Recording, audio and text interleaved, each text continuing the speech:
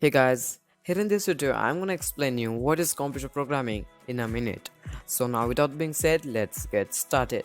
Okay, so now what is computer programming? Computer programming is the process that is being used by the professional programmer for creating a set of instructions that tells the computer how to perform a specific task, and these instructions are called programs. And also who writes this instruction is the computer programmer. These instructions can be written in different languages and we call them programming languages. And programming languages are different than ours. Now let's get back to what is programming. Programming can be helpful in our daily life, and also programming careers have big earning potentials and there is a strong demand for programmers. So this is all, and guys, your one sub will be much better for the channel. Please press the subscribe button and hit side bell icon to not miss any update from my channel.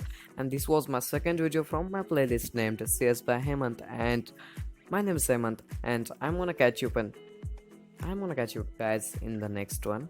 Okay, so thanks for watching this video.